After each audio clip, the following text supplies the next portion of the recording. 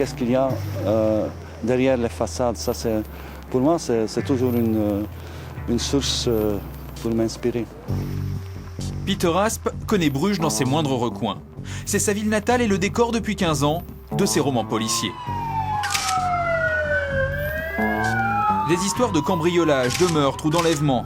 La face sombre de la Venise du Nord, l'envers de la carte postale.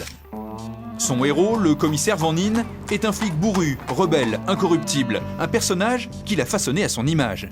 Il est un peu nonchalant. Allez, il est nonchalant. Il aime la bière, il aime la vie.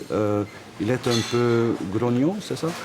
Mais il est vrai, tenace aussi. Et il pense beaucoup. Dans la rue, on l'arrête souvent pour une dédicace. Avec 2 millions de livres vendus en Belgique et aux Pays-Bas, Peter Asp est devenu une sommité, même aux yeux du maire de Bruges. Quand il s'agit de Bruges, on parle toujours du Moyen-Âge, des primitifs romans, etc. Bon, c'est une nouvelle dimension, en tout cas, oui. Vous avez lu le dernier, vous-même? Non, pas encore, non. Vous savez que c'est l'histoire d'un élu qui se fait décapiter, quand même. Un bourgmestre aussi. Ah oui? Ah oui. Non, je ne vais pas le lire. Dans ses livres, Peter Asp égratigne avec humour les élus, les notables, la grande bourgeoisie de Bruges, dont il dénonce la collusion, les travers. Pour le monde extérieur, ils sont très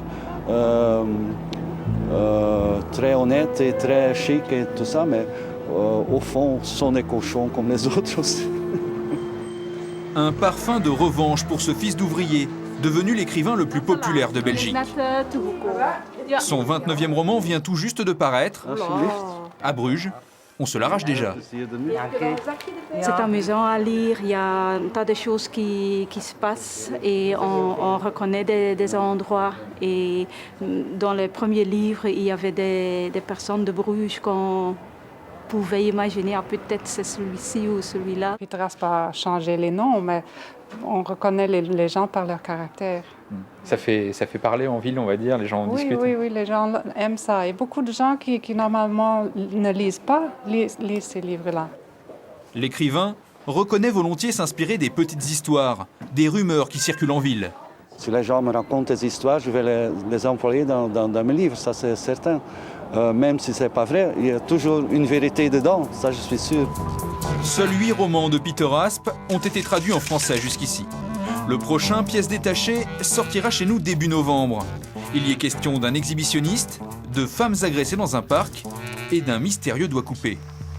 Mais chut, on ne vous en dira pas plus.